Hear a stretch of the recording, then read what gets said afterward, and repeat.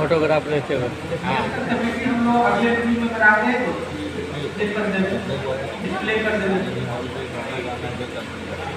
हम लोग का मीटिंग कर देंगे।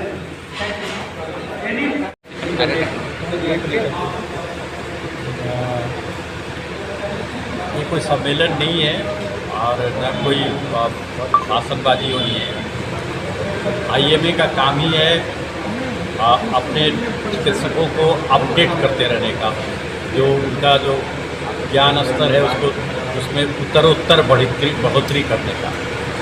उसी श्रृंखला में एक ABCME है, कंटिन्यू मेडिकल एजुकेशन बोलते हैं उसको। तो उसमें आज जो चर्चा होगी वो आप देख रहे होंगे, understanding mind and it's problem. मतलब ये है कि मन को या मनोरोग, मन है तो मन का रोग है। आज के तारीख में आप सब जानते हो कि जितनी शारीरिक बीमारियां हैं उससे कम मन की बीमारियां नहीं, दिमाग संबंधी बीमारियां नहीं।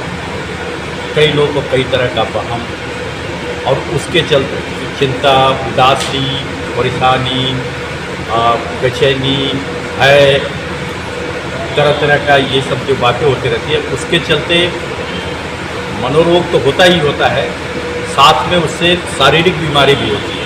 कोई आदमी बहुत ही दुखी, हमेशा चिंतित, हमेशा उदास रहता है तो निश्चित तौर पे लंबे अरसे के बाद, कुछ अरसे के बाद ही उसको ब्लड प्रेशर बढ़ेगा, उसकी हृदय गति बढ़ेगी, कुछ और बीमारियाँ होंगी।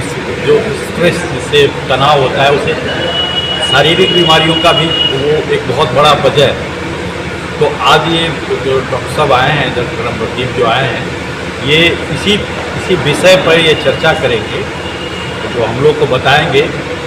यहाँ जितने भी चिकित्सक आए हैं सबको बताएंगे कि इसकी क्या स्थिति है और हम लोग कहाँ पे हैं और क्या कर रहे हैं और क्या कर सकते हैं, भविष्य क्या है। ये इन सब बातों पे मुख्यतः आज चर्चा होगी। केवल मनोरोग की बात नहीं होगी, क्यों होता है ये भी बात होगी, क्या होता है ये भी बात होगी, और उसमें क्या किया जाना चाहिए वो तो निश्चित तौर पे होगी। तो ये मुख्य विषय है आज का।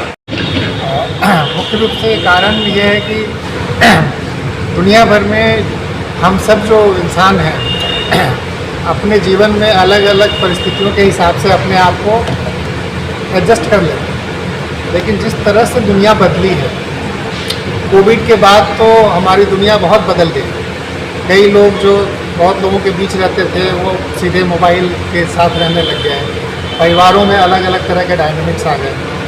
तो कोविड के बाद दुनिया भर के डेटा कहते हैं, हम लोगों का अपना भी आकलन है कि लोगों का जो मानसिक बैलेंस था उसके पहले, हम सब जहाँ भी हैं, जैसे भी हैं, अपने मन को बैलेंस किए हुए हैं। कोई दोस्त के सहारे है, कोई काम के सहारे है, कोई पैसा अर्न कर रहा है।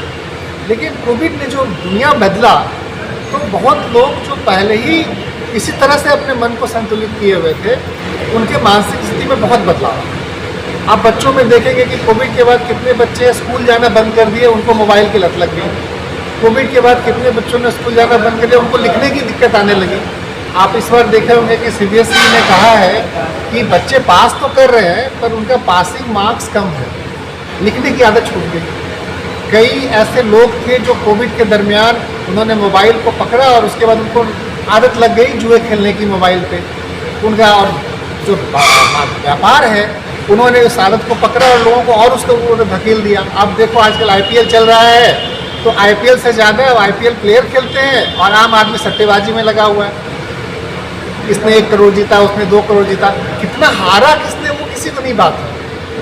तो जो मनस्थिति बदली है और उसके साथ साथ आप देखेंगे कि मानसिक समस्याएं जो है वो उसका एक समाज का आईना है।